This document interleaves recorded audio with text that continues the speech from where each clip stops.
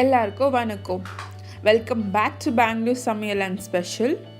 Don't forget to subscribe Bangalore Samayal and special. இன்றைக்கி நம்ம ஒரு ஸ்பெஷலான ரெசிபி பார்ப்போம். இட்லி 65. இது நான் மார்னிங் இட்லி பண்ணேன். ஸோ ஈவினிங் கொஞ்சம் ஸ்நாக்ஸ் பண்ணலான்னு எடுத்து வச்சுருக்கேன். 3 இட்லி லெஃப்ட் அவுட் இட்லி எடுத்து வச்சுருக்கேன். இது ரொம்ப சிம்பிளான ரெசிபி. குவிக் ஒரு 5 to 10 மினிட்ஸ்லேயே ஆகிடும். ஸோ இன்க்ரீடியன்ட்ஸ் என்னென்ன எடுத்துருக்க சொல்கிறப்ப 3 இட்லி எடுத்துருக்கேன். ஸோ இந்த இட்லி நம்ம ஸ்மால் பீசஸாக கட் பண்ணி வச்சிடலாம்.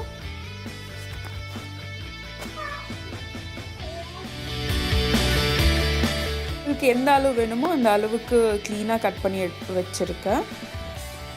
ஸோ மீடியம் சைஸாக கட் பண்ணிக்கிறேன். நெக்ஸ்ட்டு பார்த்திங்கன்னா நான் சின்ன ஒரு பவுல் எடுத்துருக்கேன். ஸோ இதில் கொஞ்சம் மசாலாஸ் எல்லாம் சேர்த்துடலாம். So 2 teaspoon red chilli powder,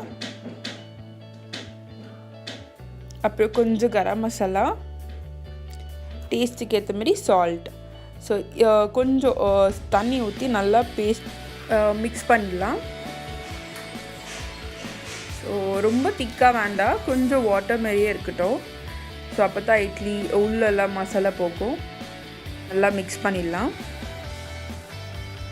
mix பண்ணிட்டு ஒரு பீஸ் இதில் டிப் பண்ணிட்டு பார்த்திங்கன்னா பேஸ்ட் ஆகிட்டு இருக்குது. ரொம்ப திக்காகவும் இல்லை, ரொம்ப தண்ணியாகவும் இல்லை. 1 பீஸாக அது உள்ளே போட்டு மிக்ஸ் பண்ணி வச்சுருக்கேன்.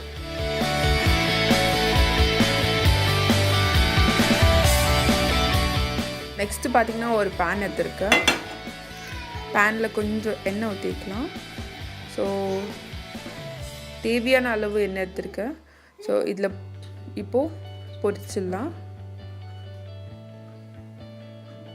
ஸோ ஆல்மோஸ்ட் பொரிச்சு எடுத்துட்டா சுவையான இட்லி 65 இஸ் ரெடி. ஸோ இது நீங்கள் எப்படி வேணுமோ அவ்வளோ அப்படி டெக்கரேட் பண்ணிக்கலாம். ஸோ ஈவினிங் டைம் குவிக் ஆன ரெசிபி, ஒரு ஸ்நாக்ஸ் ரெடி ஆகிட்டு இருக்கு. ஸோ ஐ ஹோப் இந்த வீடியோ உங்களுக்கு யூஸ்ஃபுல்லாக இருக்கும் நம்புகிறேன். இந்த ரெசிபி ட்ரை பண்ணிவிட்டு உங்களோட ஃபீட்பேக் கமெண்ட் செக்ஷனில் சொல்லுங்கள். இதே மாதிரி இன்னொரு கான்செப்ட் இல்லைனா இன்னொரு ரெசிபியோடு உங்களை நான் பார்க்குறேன். till then take care, bye.